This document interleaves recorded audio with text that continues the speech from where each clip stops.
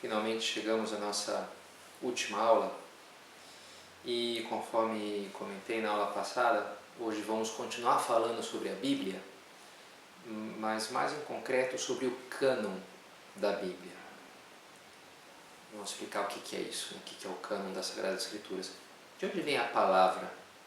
Cânon, curiosamente, vem de cana, tem a ver com cana, né? Segundo diz algum estudioso, tem a ver com a medida, portanto, né, uma métrica, tem aquela cana ali, aquele bastão, quantos bastões daquele, então tem a ver com a medida, a regra. Na Alexandria Antiga se começou a usar isso, a Biblioteca de Alexandria, ou seja, era um lugar que tinha muitas coisas dos livros, e se começou a falar do cânon para falar dessa coleção de obras tidas como modelo de escrita e de literatura. Uma série de clássicos ao modelo, para escrever bem tem que estar parecido com aquilo ali, aquilo é a medida, aquilo é o padrão, é o cânon. E justamente Alexandria vai ser onde vai ser começado a usar esse termo para falar da Bíblia. Orígenes, que morava em Alexandria no século III, um cristão, um sacerdote muito importante das origens do cristianismo, ele vai falar então do cânon das Sagradas Escrituras para dizer quais livros que de fato pertencem, deveriam ser considerados Sagrada Escritura, quais não. Então, aqueles que pertencem ao cânon de forma semelhante, paralela ao que havia o cânon da literatura lá para os alexandrinos antigos. Também a gente falou antes, né, dos livros inspirados, e por isso um livro canônico, que pertence ao cânon, para um cristão, para um católico, é aquele livro que é reconhecido justamente como inspirado, que é canônico é inspirado, que é inspirado é canônico. E este reconhecimento, de onde vem? Como é que a gente sabe quais são os livros? É um processo que se deu ao longo do tempo. E nesse processo, a gente vai explicar mais detalhadamente hoje, acabou se distinguindo entre dois grupos diferentes, os chamados protocanônicos e os deuterocanônicos. É um termo legal, assim, difícil, né? Esse é um livro deuterocanônico, para vocês usarem aí com algum colega para parecer uma pessoa inteligente. Isso é protocanônico. Mas para que a gente saiba o que está dizendo, os deuterocanônicos, proto, primeiro, deutero, segundo, pertence ao cânon antes ou depois. Os deuterocanônicos são menos, são 7. Tem 7 deuterocanônicos, livros deuterocanônicos do Antigo Testamento e 7 do Novo Testamento, total 14. Do Antigo Testamento, quais são os deuterocanônicos? Tobias, Judite, Sabedoria, Eclesiástico, Baruch, 1º e 2º dos Macabeus. E, além disso, os últimos capítulos do livro de Esther e um trecho também do livro de Daniel, também é considerado deuterocanônico. No Novo Testamento, é a Epístola aos Hebreus, a Epístola de São Tiago, a Epístola 2ª de São Pedro, 2ª e 3ª de São João, de São Judas e o Apocalipse. Então são os 7 deuterocanônicos do Novo Testamento. Também, hoje em dia, se costuma falar de alguns trechos, um trecho do Evangelho de São Marcos, outro de São Lucas e outro de São João, que são considerados deuterocanônicos porque não aparecem em alguns papiros, alguns documentos mais antigos. O que é isso, né? Porque a gente não tem o livro original que escreveu São João, o Evangelho de São João, não tem lá que ele escreveu à mão. Ele se escrevia em materiais que se decompuseram com o tempo. O que se tem são cópias muito antigas, papiros e pergaminhos muito antigos. E, em geral, não estão inteiros, se tem fragmentos. Quanto mais antigo, mais fragmentado em geral está a coisa, é natural que seja assim.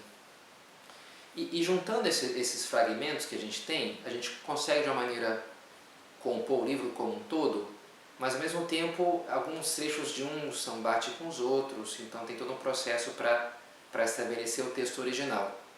Daí eu tenho até aqui atrás de mim uma das edições mais, essa daqui, Mestre Allen, talvez a mais usada assim na teologia para o texto crítico grego do Novo Testamento, essa tradução aqui. Bem, vocês não vão ver?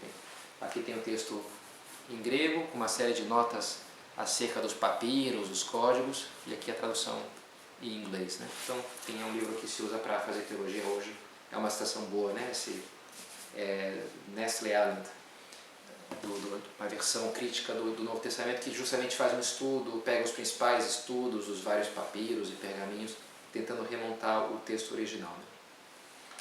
Mas, voltando, né, esses textos, hoje em dia, alguns tem um trecho desses 3 evangelhos, Marcos, Lucas e João, que são considerados também, porque códigos muito antigos, trechos do pergaminho, muitos antigos não tinham aqueles trechos, não tem aqueles trechos.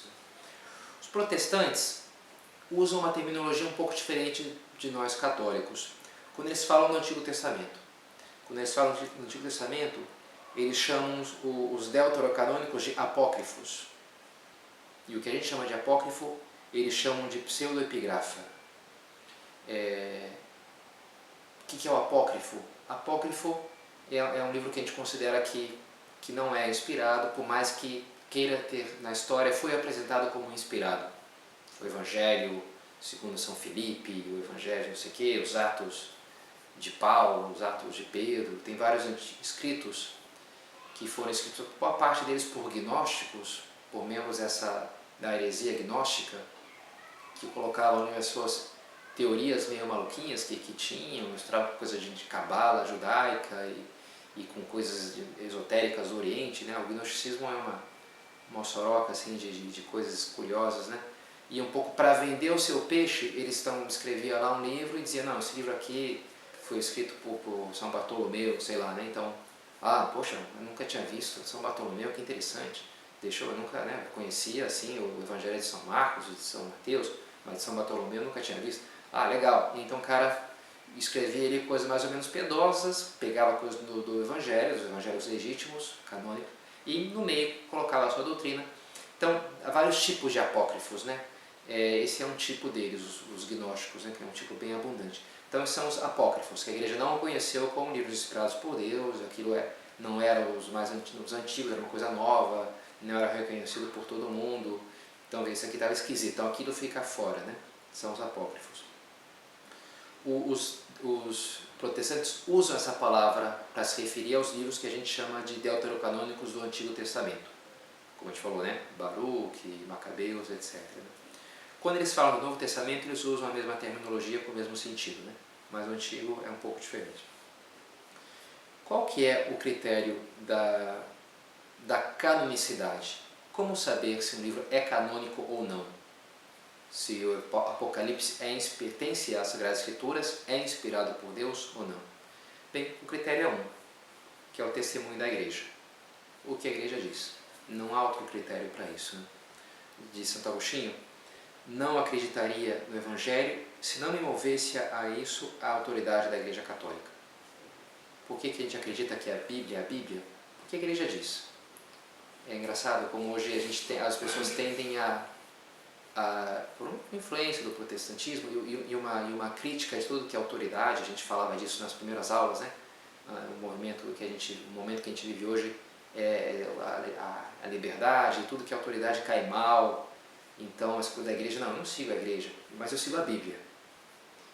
Mas é interessante observar que, bem, a Bíblia vem da igreja, né? Por que eu sei que a Bíblia é a Bíblia e não é outro livro? Porque a igreja, quem escreveu a Bíblia? A igreja. São João, os primeiros bispos, né, escreveram lá, São Mateus, São Paulo, né? E foram os bispos que disseram que aquilo era livro inspirado. E por que eu recebo hoje a Bíblia em 2020?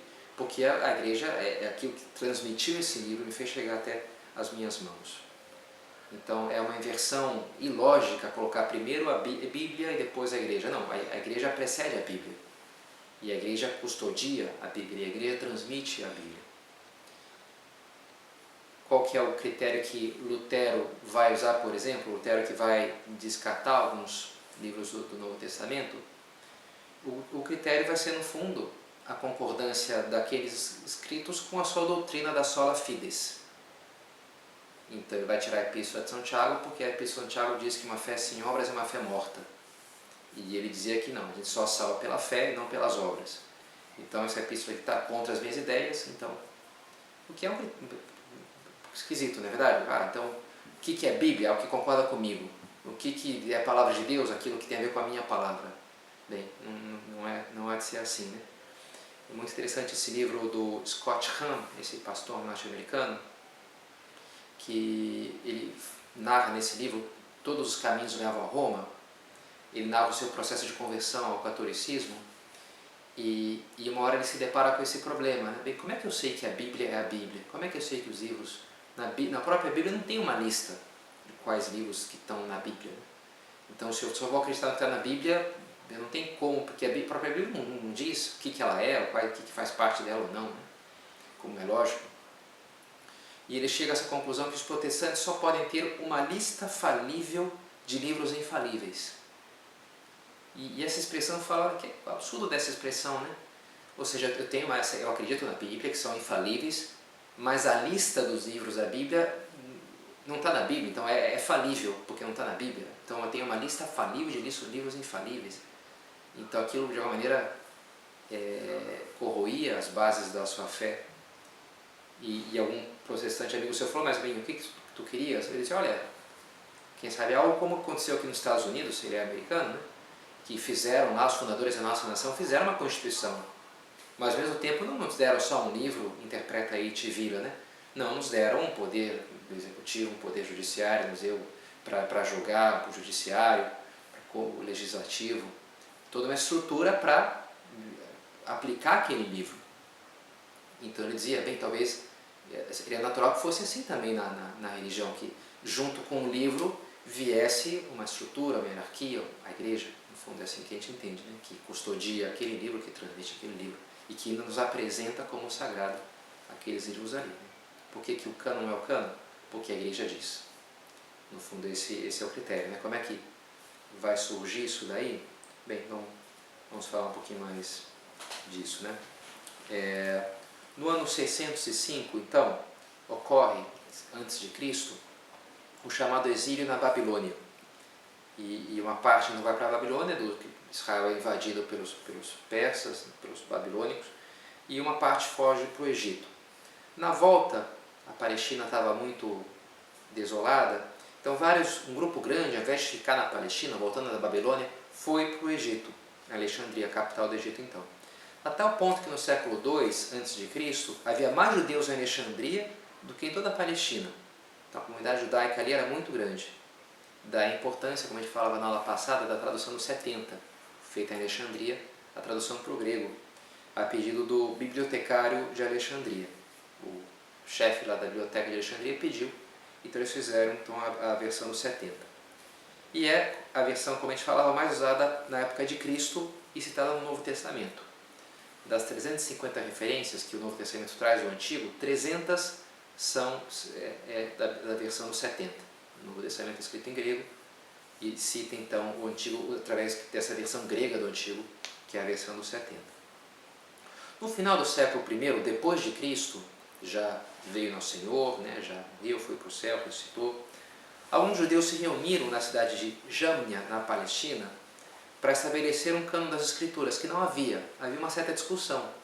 Parte dos judeus aceitavam os livros, parte aceitava outros, então todos aceitavam o Pentateuco, a Torá, os 5 primeiros livros da Bíblia, né? Mas os outros livros é um pouco discutível. E esses judeus então quiseram fazer essa missa se distanciando um pouco do cristianismo. O cristianismo já existe, né? Estamos falando do final do século I.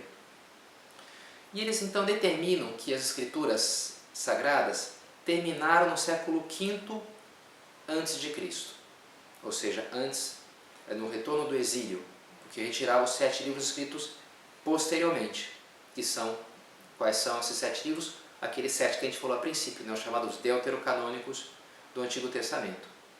Porque então para os judeus hoje, esses 7 livros estão fora. Esses 7 livros ficaram de fora do cânon, chamado cânon de Jamnia, desse cânon feito, essa lista feita aí em Jamnia no final do século I por judeus com esse desejo de se afastar do cristianismo. Então os protestantes às vezes falam, não, mas esse livro aí, Baruch, ou esse livro de não sei o que, os judeus não aceitam esse livro como sagrado. Por que vocês católicos aceitam? Bem, é porque se aceitava na época de Cristo, né, e a igreja sempre aceitou, mas alguns judeus tiraram eles. E é interessante que os protestantes, por considerar que não dá esse mesmo valor a esses 7 livros, no fundo eles acabam interpretando que houve um grande silêncio de Deus por 5 séculos. Deus parou de falar 5 séculos antes de Cristo e aí voltou só a falar em Cristo. Para os católicos a gente entende que não, que continuou falando, que os livros escritos depois ali, né, Macabeus, etc. e tal, também é inspiração até que chegou Nosso Senhor e, né, continua até a morte do último dos apóstolos. Né. São Jerônimo queria fazer a versão latina diretamente do texto hebraico do Antigo Testamento e por isso também ele não incluiu os deuterocanônicos do Antigo Testamento.